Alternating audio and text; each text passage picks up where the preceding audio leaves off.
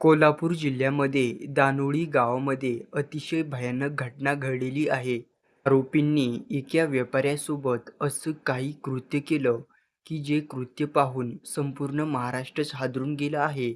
कारण एका व्यापाऱ्याचं या आरोपींनी आधी अपहरण केलं आणि त्यानंतर या आरोपीला जागीच संपवलं. या आरोपींनी व्यापाऱ्याचं खंडणीसाठी अपहरण केलं होतं. या आरोपींनी सर्व सीमा लांघलेल्या होत्या, कारण आरोपीने व्यापाऱ्याला चक्क करंट देऊन मारलं होतं. त्यानंतर आरोपी व्यापाऱ्याला शेतामध्येच सोडून पळ काढण्यात आला. पोलिसांनी संशयित आरोपींना बेड्या ठोकलेल्या आहेत.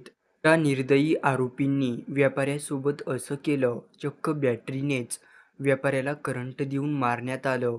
त्यानंतर आरोपींनी 25 लाखाची खंडणीची सुद्धा मागणी केली होती. या आरोपींनी व्यापाऱ्याच्या भावाला सुद्धा फोन केला होता आणि मोठी रक्कम घेऊन येण्यास सुद्धा सांगितलं होतं. व्यापाऱ्याचा भाऊ आरोपींच्या सांगण्यावरून येण्यास सुद्धा तयार झाला होता. मात्र आरोपी वारंवार लोकेशन बदलायचे. त्यामुळे व्यापाऱ्याच्या भावाला सुद्धा आरोपीपर्यंत पोहोचण्यासाठी मोठा गोंधळ निर्माण झाला. काही वेळानंतरच आरोपींनी आपला मोबाईल स्विच ऑफ करून टाकला आणि संपर्क तुटला. जेव्हा या व्यापाऱ्याचा मृतदेह शेतामध्ये सापडला, तेव्हा संपूर्ण गावामध्ये संतापाची लाट आणि गावबंदी सुद्धा केली होती.